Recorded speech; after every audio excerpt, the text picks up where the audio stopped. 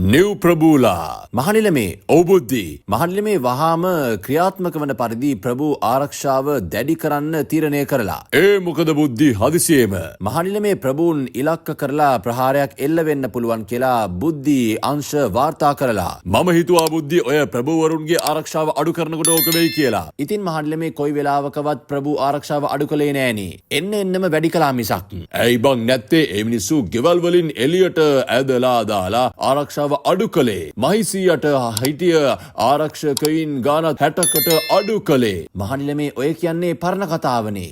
මම කියන්නේ මාළුමා ප්‍රභූලා ගැන. එයාලා ඉස්සෙල්ලා ආවේ ජනතාවට නැති ආරක්ෂාව අපට එපා කියලානේ. දැන් එයාලාට ජනතාවගෙන් ආරක්ෂා වෙන්න උපරිම ආරක්ෂාවක් දීලා තියෙනවා. මම කිව්වේ ඒ ප්‍රභූලා ගැන මහනිලමේ. උන් ප්‍රභූලා නෙවෙයි බුද්ධි, උන් නිර්ප්‍රභූලානේ. නෑ මහනිලමේ උන් නිර්ප්‍රභූලා නෙවෙයි. දැන් උන් නිව් ප්‍රභූලා.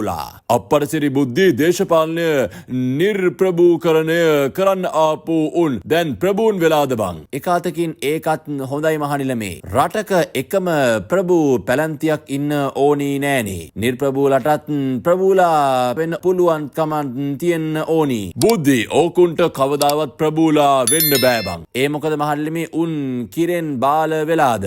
නැත්තම් අතපල්ලෙන් වැටලාද? මහනිලමේ ඔය මොනවා කිව්වත් වලව් පැලැන්තියට අදිනවා වගේ. යකෝ මේ රටේ ප්‍රභූවරු උනේ වලව්කාරයෝ විතරද? එතකොට ඇයි මහනිලමේ කියන්නේ ජෙප්පන්ට ප්‍රභූලා වෙන්න බෑ කියලා? බුද්ධි ඕකුන් ප්‍රභූ කියන වචනේ තේරුමවත් දන්නේ නෑ. අප්පටසිරි මහනිලමේ මම දන්නෙත් නෑනේ. ජෙප්පෝ ඔය ඕනි එකක් විග්‍රහ කරන්නේ පන්ති වෛරයෙන්. ඒක හින්දා උන් හිතන්නේ කුලවත් ධනවත් බලවත් ඔක්කොමලා ප්‍රභූලා කියලා. උන්ට ඒවා නැති හින්දා උන්නේ මිනිස්සුන්ට වෛර කරනවා. ඒකෙන් බං ප්‍රභූ පන්තිය කියලා එකක් වෙන් කරලා ඒකට අයිති මිනිස්සුන්ව කන්න හදන්නේ. ඇත්තටම මහනිලමේ ප්‍රභූන් කියන්නේ කාටද? බුද්ධි අපේ සමාජයේ ප්‍රභූන් කියන්නේ සමාජ වටිනාකමක් තියෙන මිනිස්සුන්ට.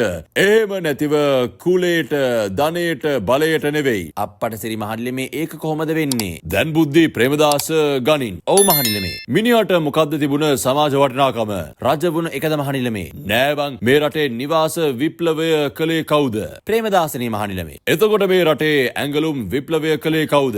ඒත් ප්‍රේමදාසනේ මහනිලමේ. එහෙනම් බුද්ධි ප්‍රේමදාස මේ සමාජයට එකතු කරපු වටිනාකම හින්දා ප්‍රේමදාසට ප්‍රභූවරයෙක් විදියට සැලකුවා. ඔව් මහනිලමේ. ඊළඟට බුද්ධි මහිසීයා ගනින්. හරි මහනිලමේ ගත්තා. බුද්ධි මහිසීයා 30 අවුරුදු යුද්ධය අවසන් කරලා අපේ සමාජයට ලොකු වටිනාකමක් එකතු කළා. ඒ සමාජ වටිනාකම මහිසීයාට ලැබෙනවා. ඒකට ඊරිසියා කරලා වැඩක් නෑ බුද්ධි. ඔව් මහනිලමේ. එතකොට බුද්ධි කජුසීයා රට වැටුණ වෙලේ ඉදිරිපත් වෙලා රට ගොඩගා ගත්තා. ඒක එදා සීයා කළේ නැත්තම් අද අපිට මොනවා වෙලා ඇද්ද බුද්ධි?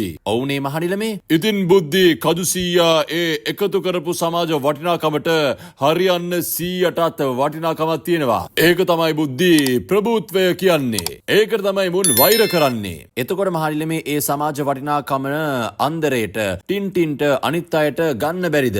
ඇයි බැරි බුද්ධි පුළුවන්. ඉතින් මහනිලමේ ඇයි මුන් ඒක ගන්න try කරන්නේ නැත්තේ? ඒකට බුද්ධි සමාජ වටිනාකමක් හදාගන්න ඕනි. ඉතින් මහනිලමේ මුන් ඒක කරන්නේ නැද්ද? නෑ බුද්ධි මුන් සමාජ වටිනාකම් හදන්නේ නෑ. එහෙනම් මොනවද මහනිලමේ මුන් හදන්නේ? බුද්ධි මුන් හදන්නේ සමාජ වටිනාකම් හදාගන්න නෙවෙයි. මුන් හදන්නේ සමාජ අවධානය දිනාගන්න.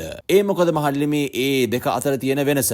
දැන් බලපන් බුද්ධි අන්දරේ වේදිකාව උඩ ඉඳන් විදුලි සේවයින්ට බැන්නා. ඔව් මහනිලමේ. ඒකට සමාජ අවධානයක් හැදුනට අන්දරේට වටිනාකමක් හැදුනද? නෑ මහනිලමේ. බුද්ධි ටින්ටින් කට්ටිය දාලා යක්කල කාර්යාලයේ උන්ට ගැහුවා. ඔව් මහනිලමේ. එතන මොකද උනේ බුද්ධි? මහනිලමේ ඒ ගැන සමාජ අවධානයක් හැදුනට ටින්ටින්ට සමාජ වටිනාකමක් හැදුනේ නෑ. දැන් බලපන් කඩුවෙල මැරයා ලක්ෂයක් මරනවා කිව්වා.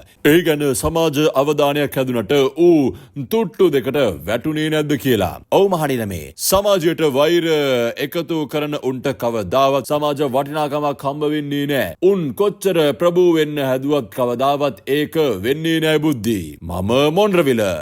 දවසේ මෙහෙම තොරතුරු දැන ගැනීමට රටේ රාළ විෂන් TV සබ්ස්ක්‍රයිබ් කරන්න.